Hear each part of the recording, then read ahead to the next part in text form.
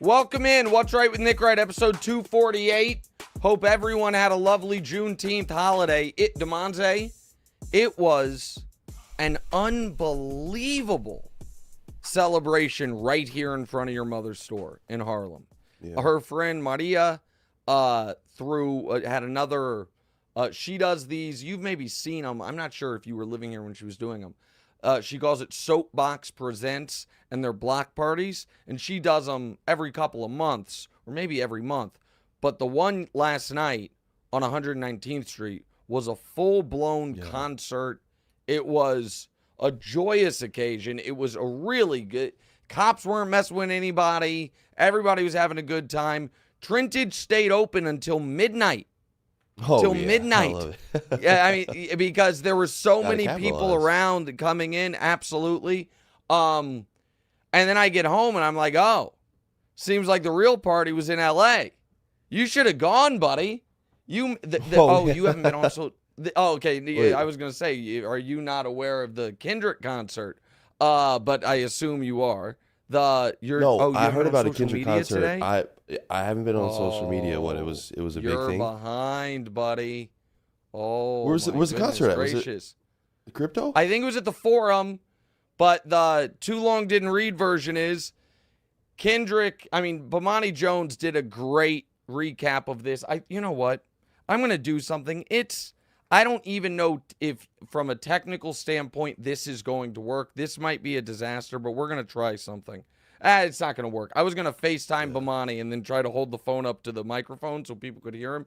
If people want a good recap of it, check Bomani's social media account. But Kendrick united Los Angeles. Truly united Los Angeles. Bloods and Crips on stage together dancing. And you know what they were united in one cause, Damonza? Hating Drake. The hate of Drake? Yeah. Yes, that is correct. Buddy, he had Russell Westbrook and DeMar DeRozan on stage dancing to Not Like Us. That's awesome. DeMar DeRozan played for the Raptors. Used to wear OVO gear. I mean, it was a hell of an event. Bron was there. He didn't go on stage, but everybody else did. And so, again, I can appreciate the music and the moment, but also have the self-awareness to know you're not coming to me for, the analysis of what that means and what that was, but it was something else, man. And I didn't know it was going, because I was out and not, trying to be present and in the moment, and so I wasn't on my phone at all. And then I got home around 1 last night after we shut down the store, got done with everything, and I'm scrolling Twitter. I'm like, oh, boy, we missed quite the event on the other side of the country. But so it really seemed like a really cool Juneteenth. And I think it was Wesley Lowery that made this point. I'm not sure. But the Kendrick thing was so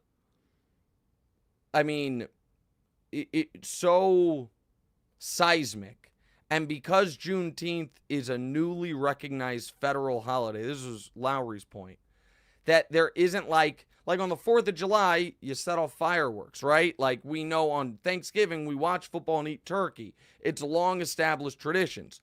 Juneteenth being a day people have, even though people have celebrated it for a long time, being a day people have off work and all of it, there's not yet an established precedent of, what is the go-to celebration? And Lowry's point was, did Kendrick just set it as it's a concert live music day? Today where people listen to music and celebrate that way. And he might have.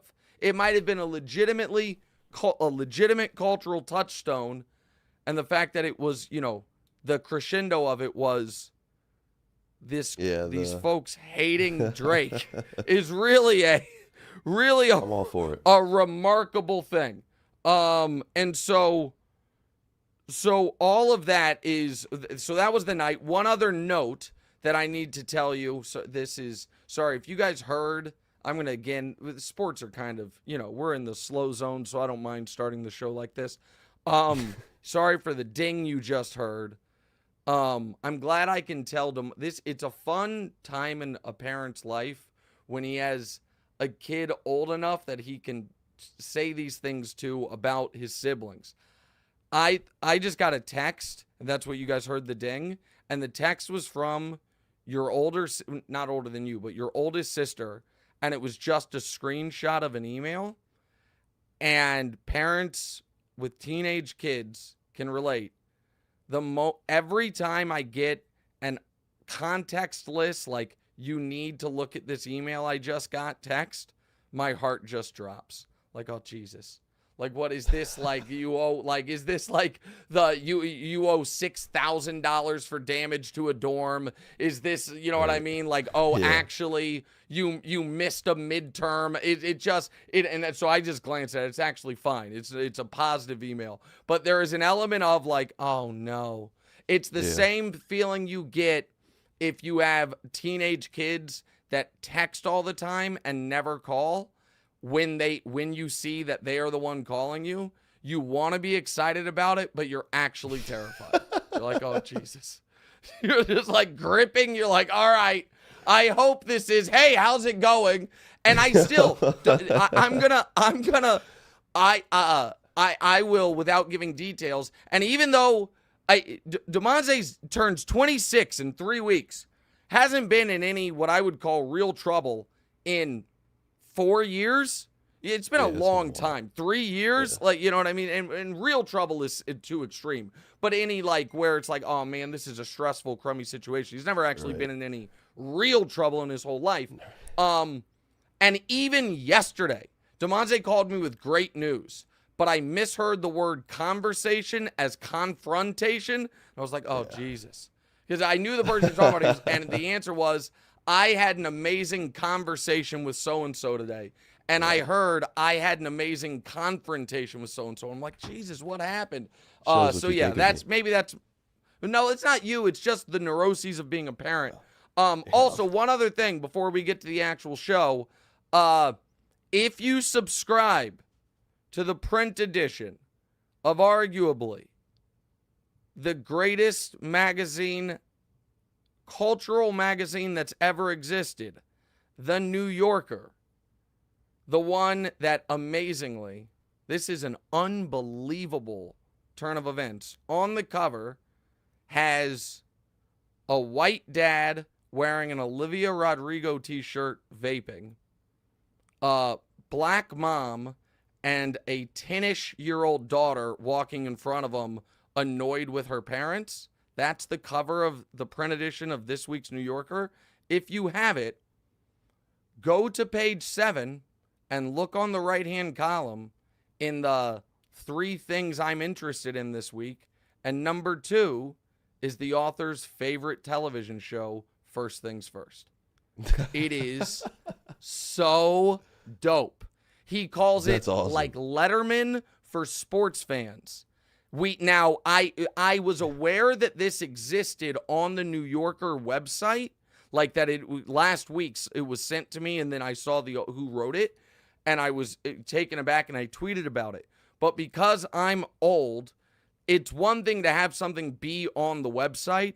It's another thing to have it in the print edition of the magazine, not of the New Yorker magazine. And the fact that the cover might as well have been me, your mom, and Deanna. I don't have an Olivia Rodrigo t-shirt, but if I did, I would wear it. What is pretty unbelievable. It might be the greatest press the television show's ever gotten. To get blurbed in the New Yorker is unfathomable. And shout out to the author, and it's really cool. And if you subscribe to the New Yorker, again, page 7, right-hand column. Okay. I said we were going to go fast today. We have now gone 10 minutes, and the show hasn't really even started. My apologies. Anything you want to... we've ever gone before. I know, and I usually make fun of podcasts for doing that exact thing, where it's like, all right, get to it. But it is that time, and I think and I do think the Kendrick thing was the zeitgeist, and I think people relate to the parenting, and if I'm in the New Yorker, I'm going to talk about it. All right, here's what missed the cut. Travis Kelce on the Super Bowl ring typo. He says he doesn't give a shit, and he shouldn't. Of all the things that could be a typo, this is the least meaningful. If they'd gotten the score of one of the games wrong, that's unfortunate. If they had gotten the team they played wrong, that's almost we have to remake the ring. But calling the Dolphins the 7 seed when they were the 6 seed doesn't matter. Pascal Siakam's going to sign a max in Indy.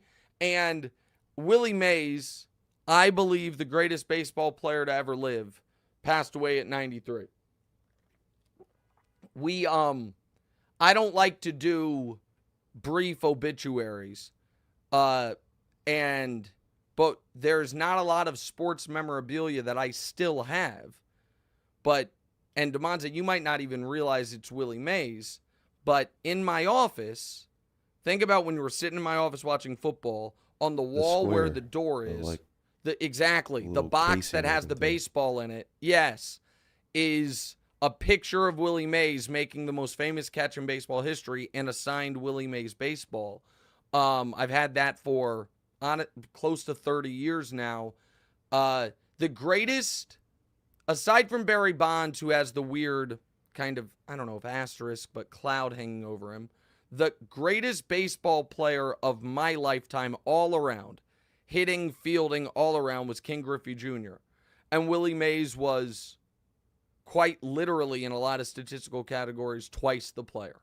And Griffey's one of the 15 greatest players ever.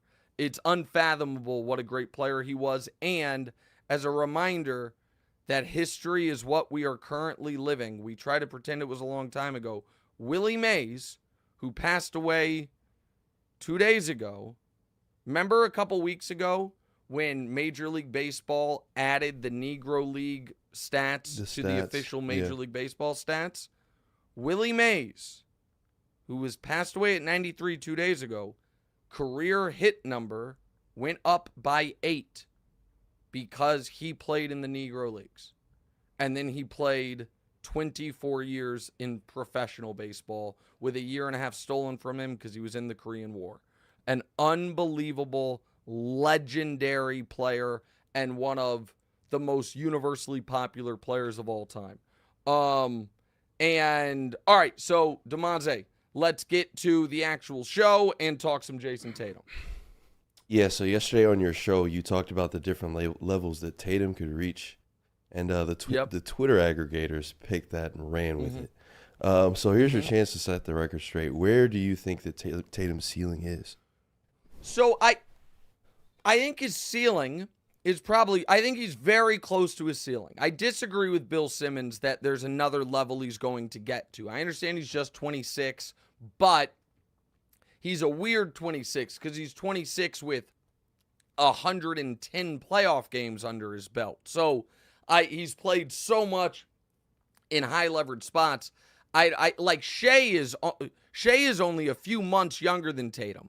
I think it's more realistic to believe Shea has more levels because Shea just hasn't been in these types of spots as often. Maybe I'm wrong about that. But my frustration is twofold. One is, I'm going to read you a tweet. Someone clipped what Bruce said, Jayson Tatum, about his contract. Jayson Tatum deserves the money, no question. But yes, he has something to prove. Can he play his best in the finals? Because the question we were asked was, does Jayson Tatum have anything more to prove? And this person quote tweeted it, saying the effing goalpost moving is hilarious. And then quotes Kobe Bryant's stats over his first 2 finals, which is a little unfair to Kobe because Kobe was not good at all in his first finals and then very good in his second finals, but that then made the overall numbers just look mediocre. But it wasn't like he was he was bad in one and then quite good in the next one. The overall numbers look mediocre. Then they show LeBron's first 2 finals. LeBron wasn't good in either one of those, and then Tatum's. That tweet proves my point, or Bruce's point. You know what LeBron James had to prove after his first 2 finals? That he could play well in the finals. Did he have something less to prove? Absolutely. Now, LeBron didn't have a championship, and Tatum does. Kobe had 2 at that point. Tatum has 1. But it's not... This would be goalpost moving, okay? If folks wouldn't give Jayson, if folks were like, you know what? I'm not impressed by Jayson Tatum. If folks said, let me rephrase it. If folks going into it said, like I did, I question whether or not you can win the championship with Jayson Tatum as your best player. And then the Celtics win the championship with Jayson Tatum as 1A, 1B, but their best player over the course of the year, even if he wasn't their best player in the finals, but it was arguable at least. And then they say, don't care that he did it. He wasn't that good. And then take shots at him. That's goalpost moving. It is not goalpost moving to say, okay, that level of the video game is completed. How high can you rise? That, to me, is complimentary. Me saying, so I was asked, the thing that got aggregated from me was, I was asked the same question, what does Jayson Tatum have left to prove? And my answer was, well, it depends on what he's trying to prove. And I used Wild's as a career as an example, but I'll use my own instead. If my goal professionally was, I want to one day host a national television show in the sports realm, then if you were like, hey, Nick, what more do you have to prove? If that was my peak goal, then the answer is nothing. I've proven it. If my goal was what it actually is, to one day be the biggest sports personality in America, then I have a lot more to prove because I'm not there. So the point that I made about Jayson Tatum, what more does he have to prove? It's actually a question of what is he trying to prove. If his goal was to be in the conversation as the best Celtic since Larry Bird, then he doesn't have anything left to prove. He is not only in that conversation, it's him or Paul Pierce. And right now, he is, to me, trending better than Pierce. Pierce did win that finals MVP, but just like this one, it was very close.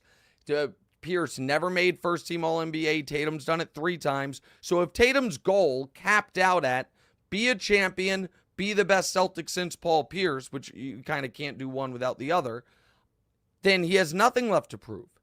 But if Tatum's goal is what he has stated to be the best player in the world, or I'll take that down a degree, legitimately in the conversation for best player in the world, which he is not currently, then he has a lot more to prove.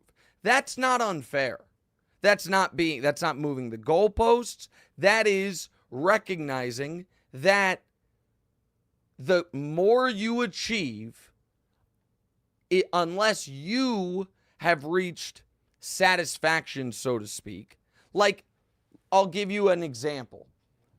I don't think Anthony Davis is trying to prove anything else. I don't think Anthony Davis has a goal. Maybe I'm being unfair, and this will probably be clipped as well. I would prefer it not. But I don't think Anthony Davis is like obsessed with, I want to be the best player in the world. I think Anthony Davis came to LA to prove I can be a part of a championship team and I can play great basketball in big games when I didn't have that opportunity in New Orleans. And he proved it. And now he is now what does he have to prove? I think right now he's trying to prove I can stay healthy, and he did that this year. But I don't think Anthony Davis is out there right now being like, I'm going to win MVPs. I don't think that. So in a weird way, I don't think he has more to prove because he's not trying to prove anything else. Tatum is on the record saying, I think I can be the best player in the world. If that truly is his goal, then he has more to prove. He's proved a ton already, but now it's that kind of final boss last step. So Damonza, as a Tatum guy and as a Celtic guy, when I explain, and feel free to say you think I'm full of S, but do you think what I said there, A, makes sense and B, is fair, or am I doing what the internet's accusing me of doing, which is moving the goalposts?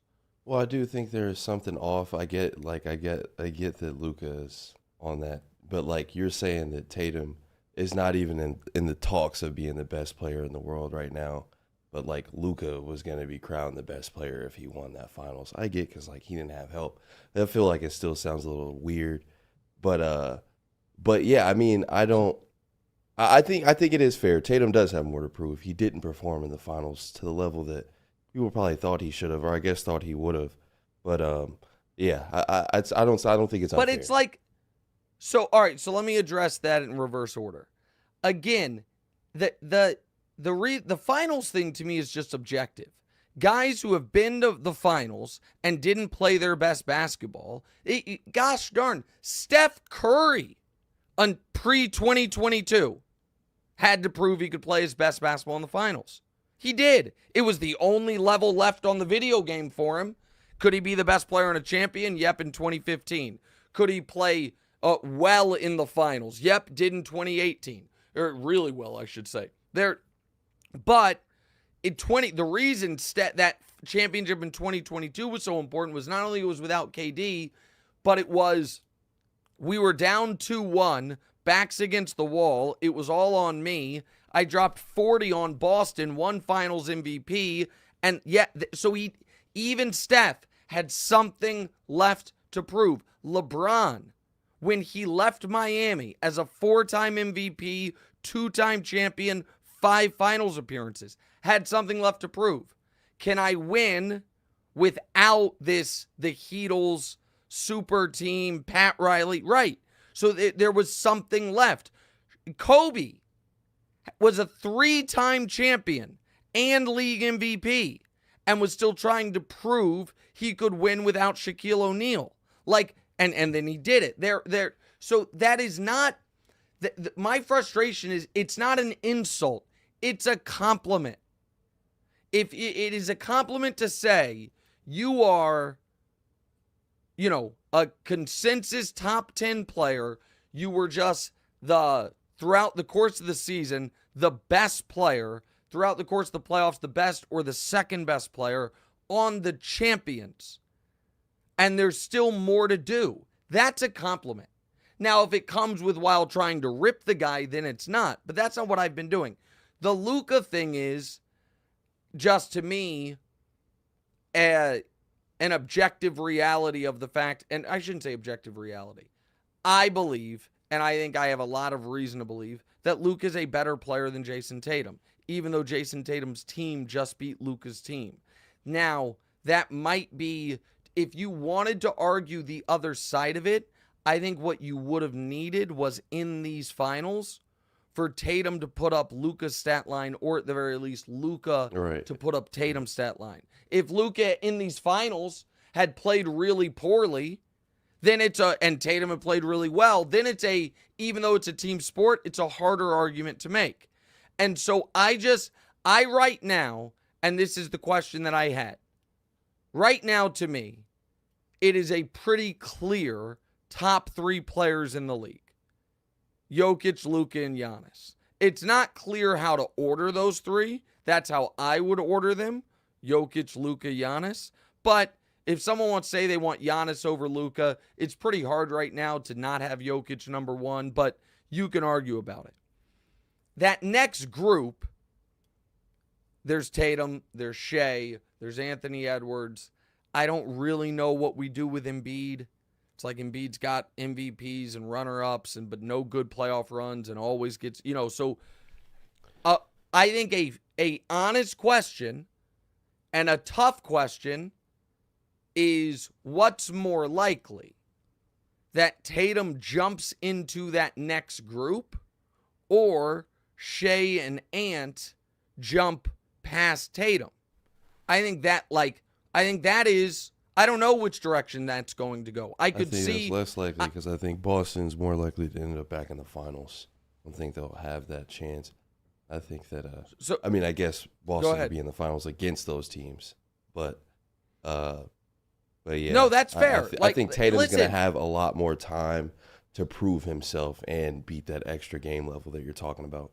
Well, so there is another element, which is, as far as not getting complacent, but getting the monkey off your back, there is an element of this being the perfect result for Tatum.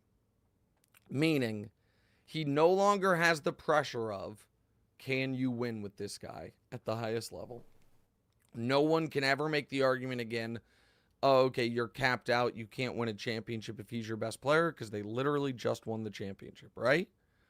But also has a real legitimate motivating factor to try to get a touch better, which is I didn't win the finals MVP and I didn't play my best basketball in the finals. So maybe there, as far as Tatum's career trajectory, maybe this is the best case scenario where let's say he had played great in the finals and they won the title, he wins finals MVP. I don't think he would, but maybe you take your foot off the gas a bit.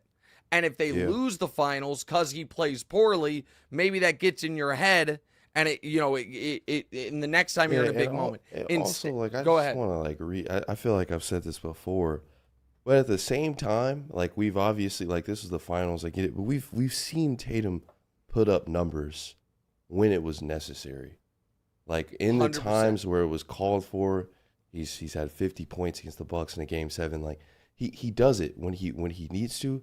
He never at any point, he didn't need to be 35-8 or whatever you want to call it. It was fine. So that's the other part of it. They were never really tested. So okay, so you make two good points. I'm gonna add one little but to it. Down 3-2 to Milwaukee, Giannis playing out of his mind. Tatum drops 46 points on the road, keep the season alive. They then win the series in 7. That's a real moment. The defending champs on the road, and in that game, Tatum outplayed Giannis, and it wasn't because Giannis played poorly. The game you're referring to, Game 7 last year against Philly, Tatum drops 50 points, right? Those things happened. And those are, you could argue that both of those games, because they were elimination games, were in a weird way higher pressure than any of these finals games because that they were in control from start to finish of the series, right? Yeah. So that's fair. The one but I'm going to add, when people are like, well, you're asking him to put up numbers when maybe that wasn't, what the team needed or what was best for the team. That rings a touch hollow because he did take 15 more shots than. Yeah, exactly. It wasn't and so it was, he was trying to score. His shot was off. You know what I mean? There's just, that is just what it was. And by the way, his shot was off. It was weird this whole playoffs. Somebody, Second Spectrum stats, they tweeted, Second Spectrum didn't tweet it, but somebody tweeted this yesterday, that Giannis this year on jumpers was 29.8%. And Tatum in the playoffs was 29.9%. His jumper just wasn't falling. Throughout the playoffs, his jumper wasn't falling. And so that might just be a simple thing. His jumper just wasn't falling. So I think, here is my frustration with the internet. And this, I guess I am chemically unable to do a quick show. I don't know what's wrong with me. I think that these are smart, interesting sports conversations. And I'm not acting like I'm not someone that can go out there and give a take as hot as the next guy. But I get frustrated when what I think is a smart, nuanced conversation is being packaged as a hot take. I like a hot take. I think I think hot takes have been disrespected and unfairly maligned. I think hot takes are great for the sports media culture, actually, not bad. But I don't like I don't like the cross categorization. You know what I mean? And I also get frustrated by folks who it's a 2-minute Twitter clip and they get so angry about it without, I'm not asking you to go back and watch the whole segment, but so many people clearly are not even watching the clip. They're just seeing the alleged quote from it and responding to it. Okay, well, we're 30 minutes in and we've done one topic. Next, Yeah, so in a mediocre NBA draft, there's talks that Bronny could go high to, early to mid first round. Rich Paul came out and said that Bronny and LeBron are not a package deal, and that LeBron won't take a small max or a small amount of money to play with Bronny. Yeah, won't take the minimum. Won't take the minimum. Yeah, I'm sorry. So shouldn't a random team just draft Bronny early and call Bron's bluff? I don't. So this was a real thought that I had a couple years ago that this could happen if LeBron was like, I'm signing with whoever drafts Bronny, but that's not good. It is. I think it's clear enough right now that Bronny. It is not super important to Bronny that he and Bron play together. That if a team were to use a first-round pick on Bronny, LeBron would just be like, all right, you know what I mean? That's go do it. And I think Rich Paul has made that pretty clear. And so I don't think that is on the list of realistic outcomes. I do think it makes all of a sudden the second round of this year's draft compelling because the storyline, right or wrong, is going to be about Bronny. Go ahead. Ask the follow-ups. Yeah, so if the Lakers sign LeBron's guy, JJ, and draft his son, wouldn't it be pretty shady for the GOAT to leave them? All right, so I don't know. Listen, he's a free agent and do what he wants. Nobody thinks he's leaving the Lakers, even though I hope he leaves the Lakers. What I will tell you is, Damonza, I love doing this podcast with you, but I would not be happy if they were like, hey, guess who's the new showrunner of First Things First? Nick's podcast partner, Damonza. I'd be like, you know what? I don't know if that's the vision we need for this show. I don't know that he is necessarily up to the job. The idea that because LeBron enjoys podcasting with JJ, that he definitively wants JJ to be his head coach, I don't have any evidence of that. I do know that when the Lakers were pursuing Dan Hurley, LeBron reached out to Dan and they were talking. I do know LeBron was all in on the idea of Dan Hurley coaching the Lakers. I shouldn't say all in, but excited about the idea of Dan Hurley coaching the Lakers. And the Lakers front office is going to do Lakers front office things. All right, let's talk Bronny real quick. Go ahead. All right, yeah, so the Lakers and the Suns have shown the most interest in Bronny, and Rich Paul is now saying the Mavericks, Timberwolves, and the Raptors are also in on him. Out of all these teams with ties with Bronny, which do you think would be the most likely to draft him? Which do you think will be the best landing spot for his development? And which would you think would be the most fun? I think the most fun would be the Mavs. I think that would be the most fun. Because I think it would be really cool to see. And again, Bronny's going to be a second-round pick that's probably going to spend most of the year in the G League. Right? But I think it would be really cool and a nice kind of final chapter to Kyrie getting to do the mentorship, teach you how to win stuff for Bronny that LeBron tried to do for Kyrie, that Kyrie pushed back against at the end. Because I think Kyrie, I want to say something about Kyrie here. I know this is supposed to be about Bronny. Listen, he's probably going to go to the Lakers at 55. It just seems like that's what's going to happen. And I don't think he is yet a good enough prospect to where we should spend a ton of time talking about the best thing for his development. He is a wildly impressive young man. As someone who has a daughter his exact age, the way he has handled all of this level of fame, this level of money, and I don't just mean his dad's money, I mean now his own money. Because he's got the Caleb Williams level NIL deal, like his own money as an adult that he can do anything with. Like, I don't think it is, Damonza, you're going to laugh here and you're going to say I'm being unfair. I don't think it is ridiculous to say he has, in 3 months out of college, shown more maturity than I've seen from LaMelo Ball at any moment of his career. Like, I knew you. And so what a strain for LaMelo. I knew you were going to say that. I just can't. I can't watch any more of these videos. LaMelo peeling. Somebody tweeted once, LaMelo acts like a 12-year-old who got $100 million. And it's like, yeah, that's exactly right.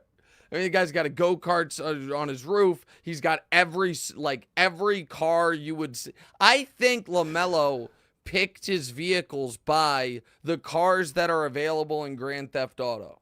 It's like, oh, that one. I want that one. And then that one. And then that one. So, again, maybe I'm being unfair. It's just what I think.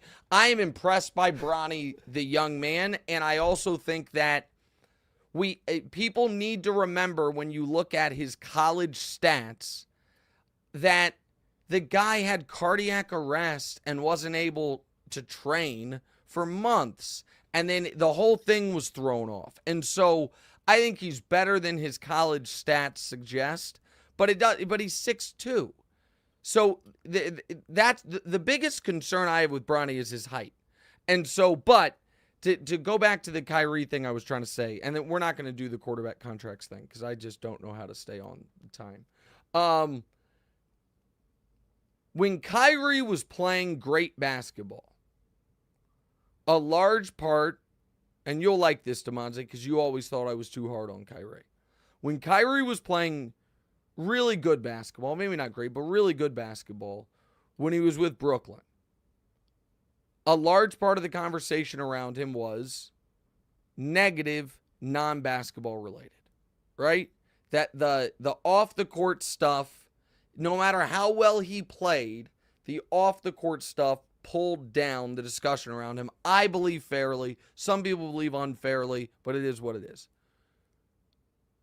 What is only fair is if that can work in the other direction as well.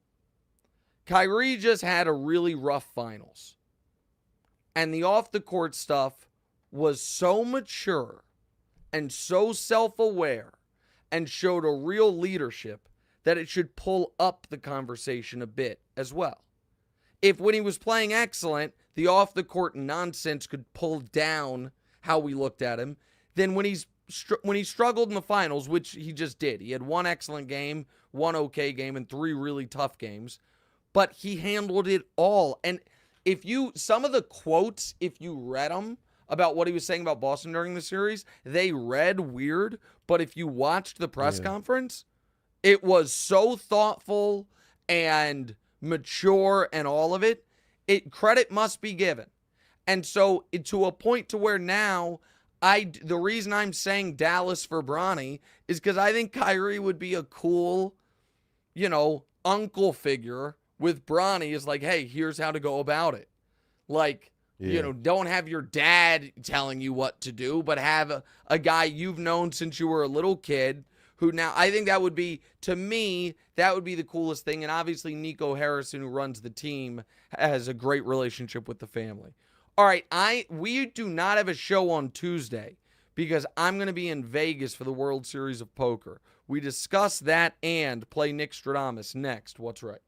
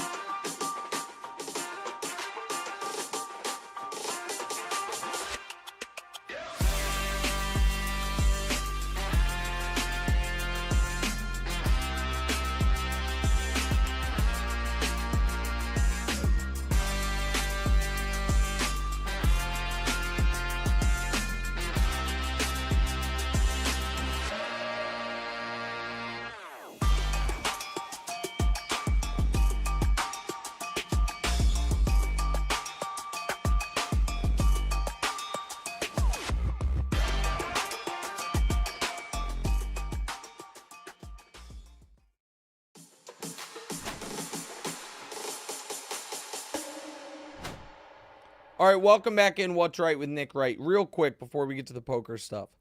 I've talked a lot about how I think... Have I talked, Damonza, on this pod about the Twitter monetization and the money you can get direct deposit? You touched base, I think, the last pod on it a little bit. Yeah. Yes, okay, that's what I thought. So that has created a lot of... Oh, yeah, because we talked about the fake videos of, like, look at this racist act on an airplane. And it's like, those are bad. Those are literally just, that's a skit. And those are bad actors and actresses. Exactly. There is a harmless version of that same grift. And that is the anonymous football and basketball aggregator accounts who put out intentionally awful takes just to get dunked on for the interaction. So _ML football, which has, let me check, 200,000 followers. Okay, that's fine. I don't care. Just tweeted this out. All caps. Hall of Famer. Vikings DB Harrison Smith is one of the greatest safeties of all time and a surefire Hall of Famer. And it's just a totally intentionally wrong take so people will dunk on it to make money. It is such a harmless grift. Now, it does make the Twitter less usable because so many people are onto the same grift. But, and again, Harrison Smith is a good player and has been a good player for a long time. No, I won't. Not if you, no. I just can't. I mean, sports buddy, grifting, like not plain grifting or anything like that. No, I understand you don't mean like actually harming society. But if you just started tweeting the worst takes, there has to be a picture associated with it for the algorithm. The thing people love more than anything on these is to pick a mediocre player who's hitting free agency and call it a sweepstakes just so that people dunk on it. That nobody loves the, oh man, the Winyan Gabriel sweepstakes starts July 1 at midnight. And people are like, oh, this guy gets a sweepstakes. And so it's not the worst thing Elon Musk has ever done, but it's on the first page of them. Just him incentivizing people to use Twitter for the dumbest takes possible because they want to get dunked on. And then also monetizing, like, I didn't even totally follow it, but that, I don't know, that I guess kind of cute white girl that was cooking and said the N-word, and then all of a sudden is just now doing like first-person videos like, hey, let me tell you what's wrong with liberals. I mean, no, exactly. She doesn't have it. Lady, you don't have the juice. Yeah, you think you have the juice, you don't have the juice. But she's like, oh, I just made $300. Let me post another one from my CRV. It's like, lady, get out of here. Can't even I know a Southern sorority racist dyed in the wool when I see one, and you're not her. You might be friends with them, but you don't have it. You don't have it coursing through your veins the way you need. But she thinks she's gonna. I think she thinks she's gonna get a job, as like Whitlock's co-host or something. Like, she is really trying to. I just made that up. I think she thinks it's gonna be a career, and instead, it's just going to be, oh, you remember that girl? And briefly, like, it's all right. It's all fruit of the same poisonous tree. All right, let's talk poker. Go ahead. All right, so you are heading back to the World Series of Poker next week, so that means that we won't have a pod, and you'll get to play poker. So without giving away too much of your strategy, what's your plan for this time? Are you going to do anything differently? Well, so I'm going to play. So I fly to Vegas Friday night. Friday, Saturday, Sunday, there are 3 day ones of the Millionaire Maker tournament. It's $1,500 buy-in. You can buy in a second time if you bust out on any individual flight of day one. And then day 2 is Monday, 3 Tuesday, 4 Wednesday. It would be a very long tournament. If I were to final table it, that's Thursday, in which case I'm not doing the pod and I'm not doing the TV show, but that means I've already locked up like a couple $100,000 if I make the final table of this, what will be a massive, like probably 5,000-6,000 person tournament. So that'd be one of those good problems. So I have a pretty, I don't have like a unique strategy. Tournament poker is different than cash game poker. But what I will say is, like, I think most people, the unique thing about tournaments where there's multiple day ones and there's a rebuy is, if you have the money to afford multiple entries, you're incentivized to play very aggressive on your first buy-in of the day, because if you bust out, you can buy in again, and if you don't, then you can create a big chip stack and kind of leverage people. So here is what I think I'm going to do, and the reason I want, and then if I don't do well on Saturday and Sunday of that, there's another tournament. There's a $3,000 no limit tournament that I might play in on Monday, or I might do what I really want to do, which I think there's a $2,500 mixed game tournament, where it's a round of Omaha 8 or better and Stud 8 or better, and it'll be me and a bunch of old guys, mostly old guys, because that's more old people play those games, but I love that game. I play that. There's that exact game exists at Parks and right outside Philly, and I play it. So I'm going to do that. I have a set goal that I want to play craps with my buddy Nick Schulman. I also probably will see Helmuth. He just came in 4th. He should have won this tournament. He should have gotten bracelet 18 the other day. He came in 4th. I was up till 2 in the morning sweating him. And I also should, hopefully, be a part, if you're a Poker Go subscriber, be a part of some of the broadcasts of one of the tournaments when I'm not playing. It also, Damonza, is getting to Vegas on Friday night and planning to leave on Wednesday is too long in Vegas. Objectively speaking, it's too long to be in Vegas. And so I am going to have to I'll tell you something funny that you'll laugh about. Your mom is going to join me, okay? And maybe I shouldn't say, in a surprise to no one, as is your Auntie Nicole. They were just a package deal. And so, but I didn't know that initially, okay? I thought I was going to be out there alone for 5 days.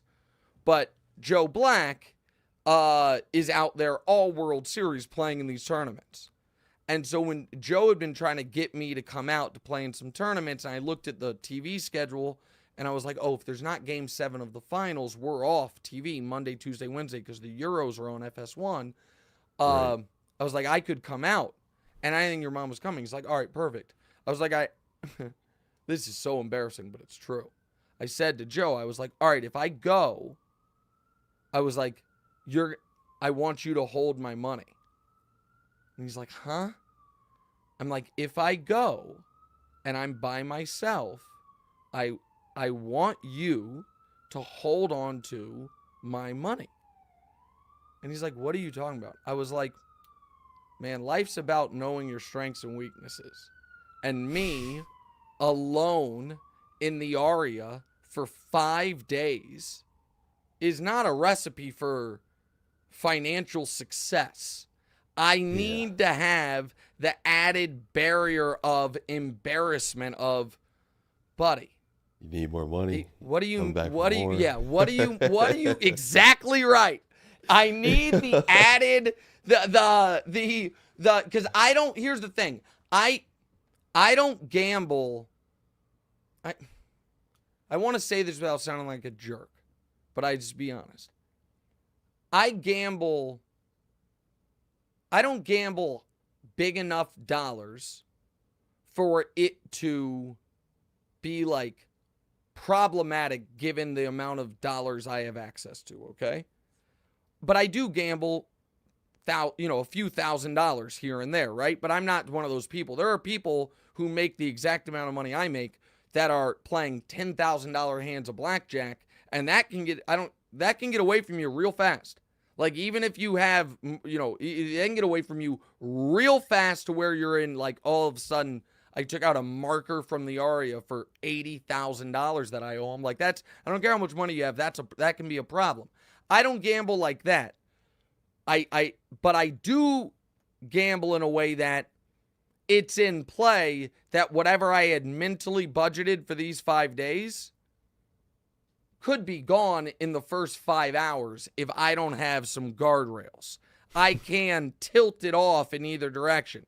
So your mom has always been the guardrails for me since we've been together. But when I thought she wasn't coming, I had to ask my buddy if he would be willing to hold my money.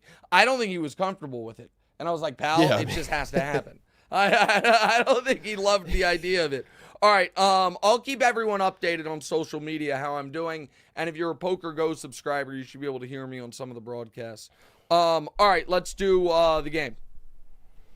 All right, it's time for Nickstradamus. I think we're probably going to have some music that's going to kick in here in a second. Oh, beautiful. Oh, wise Nickstradamus, the common folk are starting to doubt your prophetic powers after you predicted a Mavs title. You must remind them that you are the soothsayer of sport and sway the non-believers. With that graphic. Your astronomy talents have been compared to Galileo. Galileo. He was nearly Galileo, yeah. He was burned at the stake, and you have burning hot takes. Yeah. Nearly burned at the stake. All right, you're an expert at tracking star movement in the NBA offseason. Is here, Nickstradamus. Which star will shift in the NBA skies? Jesus Christ. Oh, that's all right. Jesus. That's all right. There's a long one. That's all right. I read it like 15 times. I know. That's okay. So the Cavs and the Heat both have 2 stars ish. Neither of whom I think both teams, the stars don't want to be together anymore. So Donovan Mitchell or Darius Garland, one of them is on the move, I think. And Trae Young or DeJounte Murray, one of them is on the move. I think both of those duos are getting split up this offseason. That's what I think. So I'm not sure which, but I think both of those teams, one of those guys is on the move. Next. The ancient calendars dictate the NBA draft's first round will have occurred by our next show. There is no clear star in the class, or is there? Nickstradamus, look into the cosmos and find me one real star. I don't think there's a star. I can't do that. But I know that people like Reed Shepherd, the Kentucky kid. His height scares me. He's an unbelievable shooter, but he's 6'1". So that worries me. I like Dalton Knecht, an almost as good shooter, the kid from Tennessee, but he's 6'5". So I don't think you're going to get, you might get a random, foreign star in this draft. But this is not a top-heavy draft at all. But I think Dalton Knecht could be a rotation player on an excellent team. Next. The tea leaves are saying that NBA coach and noted film critic Joe Mazulla has gone from the hot seat to extension talks. But not so fast. Let's not forget that championship coaches don't last. Just ask Frank Vogel, Bud, and Nick Nurse. Nickstradamus, will extending Joe Mazulla prove to be a mistake? No, it won't be. I got to give him credit, man. His team loves him. They were so dialed in defensively. And as often happens in sports, all your idiosyncrasies and oddities become charming when you win. So now all the weirdness about him is just like, oh, that's what makes him great. And so, I give the guy credit. I was a critic of his. I was skeptical of his. That team was connected, dialed in, great defensively, took smart shots. I think he's a good coach. I was wrong on Joe Mazulla, and so I give him a lot of credit. All right, next. Nickstradamus, our show is abided by one immutable law: no baseball. But some have observed hearsay in your recent interest in Kansas City Royals. Nickstradamus, will Nick Wright uphold his own rules? Well, the Royals are making it easier for me. Lose 2 straight to the damn Oakland A's. What are you doing? I get it. You lose a series to the Yankees, fine. You lose a series to the Dodgers, whatever. You're playing the 2 best teams in baseball. You lose 2 straight to the Oakland A's, they need to get it together. I'm very disappointed in the Royals' last 2 games. Last one. The next time we meet, the Stanley Cup final will be settled. At the start of the championship, I correctly named one team, netting me half of the reward money. Nickstradamus, when will Nick Wright send me my $50? How'd you guys know he didn't send Good it? point. No, I mean, they were right, though. They actually were right that I didn't send it. They're correct. I forgot to do that. What I should do is just overnight you those same exact $5, $10 bills you sent me. That's what I should do. That's what I should do. But I was below the belt. But you're right. I do. No, I'm being serious. No, all right, we have Damonza. We have an unbelievable F1 minute. And by unbelievable, I mean my goddaughter Cece might take after me a bit in the inability to stay on the clock. Because the F1 minute this week, I think, might be 5 minutes.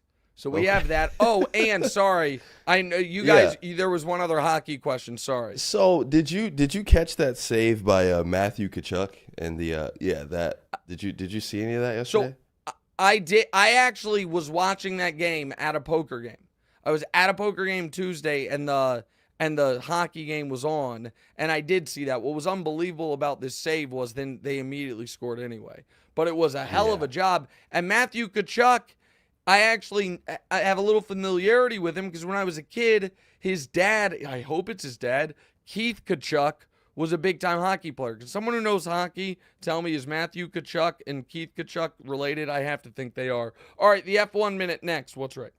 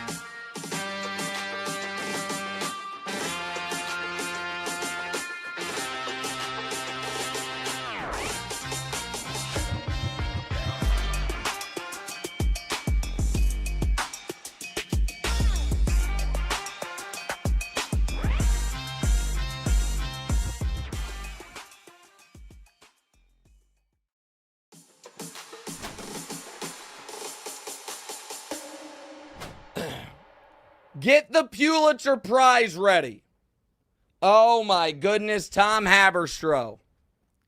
Yahoo Sports, a 6,000-word opus with first-hand video evidence of something we've also always suspected, but Tom has blown the lid off it. Michael Jordan's 1988 Defensive Player of the Year award, fugazi, fraudulent, inflated stats. How about this from Haberstroh on Yahoo Sports? Just dropped. So Michael Jordan recorded the largest home road splits in Defensive Player of the Year history. So what does that mean? So Michael Jordan, that year that he was chasing the Defensive Player of the Year award on the road, when there was seemingly, a neutral scorekeeper, he averaged 3 steals and blocks a game, or per 36 minutes stocks. But at home, those numbers jumped to 5.5. Now, was he just better at home than on the road? Is that common? I don't know. It's a difference of 182%. Say it again, Damonza. How many ass stocks was he getting? Oh, I don't know how many ass stocks, but this is just Defensive Player of the Year, so it's just the stocks, just steals and blocks. Tom Haberstroh got full game footage. How about this? Full game footage where he could watch and track every single play of 6 Jordan home games in 1988. The game film in those 6 games, Michael Jordan had 12 steals. The home box score, did he have, how many extra steals could they have given him? 2, 3? He had 12. The box score, 28! There was a game where they credited Michael Jordan with more steals than the other team had turnovers. Might put a little different hue on the old GOAT conversation. Everyone should read it. It just dropped. It is Sports Pulitzer, Tom Haberstroh. This is you know what I call this? Real journalism. What a legend Haberstroh is. I haven't read it, but you might say, Nick, if you haven't read it and it just dropped a few minutes ago, how do you have all this info? I might have been aware that something like this was coming. I might have been behind the scenes consulting on the project. I don't know. Yeah. I'm just here for a fair and accurate reading of NBA history. That's all I want. That's all I've ever wanted. All right. So, Damonza, Sierra, well, you'll see it. Our F1 correspondent, she is now official because she has gear, she has a real camera and mic set up, the whole 9. And I think because of that, she was very excited about the F1 Minute this week. So the F1 Minute is an F1 segment. Let's go ahead and hit it. Let's go to Sierra. Indeed, Formula One is back, which means your host of the F1 Minute, Sierra Fidel, is back as well. But before we get into that, can we appreciate the shirt? Can we also appreciate the hat? But most importantly, can we appreciate the fact that I'm mic'd up? Shout out to everyone who bullied Nick into buying me a microphone. We have officially made it. But all jokes aside, we are kicking off the 10th round of the 2024 Formula One season in Barcelona, Spain. Just give a little background of the circuit. The first Formula One race was actually held here in 1991. However, there's a really rich history surrounding racing in this area. So the first race was actually in 1913, which is pretty impressive. We had a nasty crash between Lewis Hamilton and Nico Rosberg in 2016 for Max Verstappen. This led to his first victory in his Formula One career.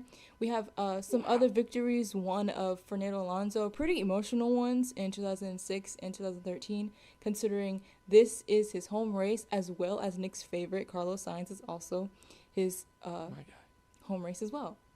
Some more important information that you guys might need to know coming into the 2024 Spanish Grand Prix is that big teams, well, pretty much the entire grid, but big teams like Red Bull, Mercedes, McLaren, Ferrari are all bringing forth significant updates to the car. I know Red Bull has mentioned their suspension problem, the fact that they're hitting those curbs on the track super aggressively is causing problems for them.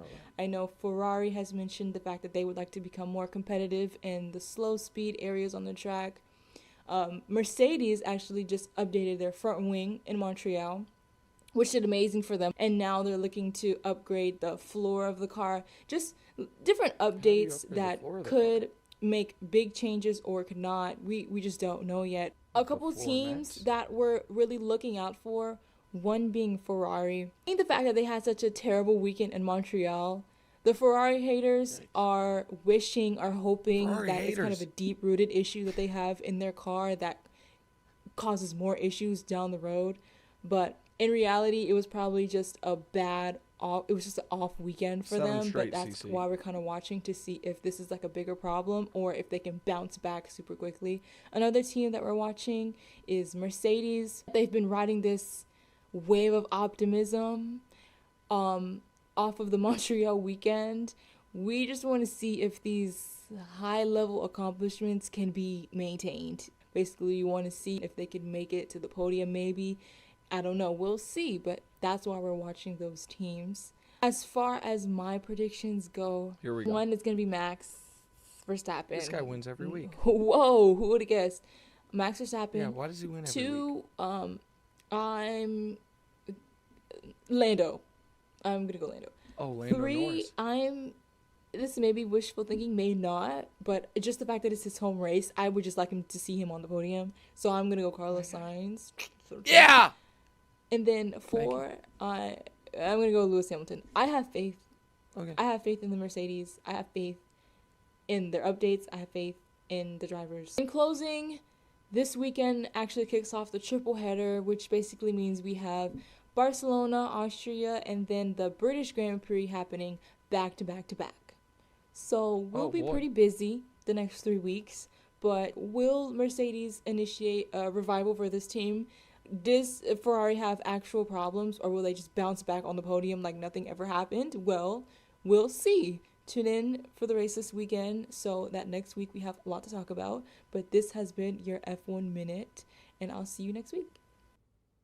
Indeed, man. Formula One. So is here's back, the deal. Which means that is. F1 I'm still hearing Sierra. There we go. Look good, play good type of thing. I think the uniform instilled Cece with some real confidence. That was great. Yeah. That was her best performance yet. 100%. And she still called it a whole segment at the end. She did call the F1 minute. That's fine. Listen, I said today's show was going to be super fast because we've gone an hour and 10 minutes. Let's get to some questions quickly. Producers ask, basketball season is over, and with only baseball left to watch, it's time to look elsewhere for entertainment. Are you interested in any of the big summer TV shows coming out? Yeah, so House of the Dragon, yes. The Bear, yes. I don't know what The Boys is. I've never seen it. It's like the I don't know what The Acolyte or shows. Oh, really? I don't know what The Acolyte is. Superheroes. That sounds like something I might be interested in. And Love Island, absolutely not. I'm not trying to act like I'm too good for it, but I don't watch reality TV. Again, it sounded condescending. I don't care if you do. I don't judge you. It's just not my cup of tea, so to speak. But House of the Dragon, I'm already watching, and The Bear, I'm super excited for. Go ahead, Damonza. Curtis Matthews, love the Thursday show. I wonder what's in store for the podcast during the summer. I'm here for it all year round. This is my #1 podcast show. Thanks, dude. Well, I appreciate that. To be honest, what's in store over the next month is we are going to, I'm going to miss some time next week to go to Vegas. We're not going to do a show on the 4th of July. We then have a family vacation. So it's going to be more intermittent in July. But then starting in August, we're not going to be off the air entirely, but we're going to be, have some downtime. And then in August, we have 1 week off, but the rest we're rolling. And then it's football again. And then we're just rolling. So we'll try to do more kind of creative, fun things, but it won't be quite as regular of a schedule as we normally have. All right, next. He also asked, last show I mentioned, should the Lakers trade for Monty Williams? Now that he's available, what should the Lakers do? Is he a better option than J.J. Redick? Well, he's certainly more, seasoned of a coach. He's been to the finals. I don't think they're gonna. I don't think they're gonna. I guess maybe they don't have to pay Monty a lot because he's getting all that money from Detroit. But Monty might want to take some time off. All right, next. Scott Murphy said, now that Horford finally won a ring, who is most likely to win one next year? Harden, or not next year, next. Harden, CP3, Westbrook, Jimmy Butler, Jay Crowder, Paul George, all have plus 114 plus career playoff games. I mean, shout out to Jay Crowder for making that list. Paul George, because he might change teams. Like, Paul George, if he were to go to Philly, I think they would be a real viable contender. Let's go to the last one. Noah Rodriguez, Damonza. Noah Rodriguez said, Nick, I'm getting married today. Obviously, I had to start off my big day with some what's right. Do you have any wedding day advice for me? And do you have any tips for married men who are addicted to sports? Well, let me just give wedding day advice first. We can maybe do, tips for, how to watch sports and keep the family life together another time. Wedding day advice is this, and it's sincere, real advice. If you drink, pace yourself significantly on the alcohol. Not because you're necessarily going to act a fool, but you want to vividly remember the evening. And you have a few beers with your buddies, as everyone's getting dressed. Then after the ceremony, there's a cocktail hour. Then all of us, there's toast this, there's all that. You don't want to be legit drunk at the end of the night. And then it's like, wait, not because, yes, you could embarrass yourself or something, but you want to be able to remember those moments. And the other thing that I would say is, my biggest piece of wedding advice is for the people getting married, everyone that is there for you, and anyone there that makes their own wants, needs, priorities, hurt feelings, anything, like, raised to the level of where you hear about it, that's not only not on you, that make a little mental note of who those people would be, because those people aren't there for you when they need to be. Like that, you should not have to worry about, oh man, this person's upset about where they're sitting. That's not your job on your wedding day. Your job is to be in the moment, take a few mental snapshots, drink water along with the alcohol, and make sure, that try to have your best man or groomsman on alert for any problems that could arise so they don't get to you, and certainly so they don't get to your wife. And make sure other than your wife, the only person you need to make sure is all good is your wife's mother. You handle those things, you'll have a great time. Damonza, great job. Today was a hell of a pod. Appreciate everyone listening. I'll keep everyone posted on the World Series of Poker over the weekend, and I'll see you guys on TV in a few hours. What's right? Hey, thanks for watching. If you're still here, do me a favor. Hit the subscribe button, then hit the bell so you can be notified when we have new episodes. After you've done that, one more favor, go to your favorite audio platform of choice and subscribe there as well. Don't forget, we're live every Tuesday and Thursday, 10:30 a.m. Eastern-ish. 10:35, 10:40, it sometimes changes, but that's why you hit the bell. You hit the bell so you're notified. You subscribe so we can get to 200,000 followers. We're right around 150,000. We'd love to get to 200,000, get Damonza another plaque. So like, subscribe, rate, send a rating too. Do all that cool stuff. Thanks, guys.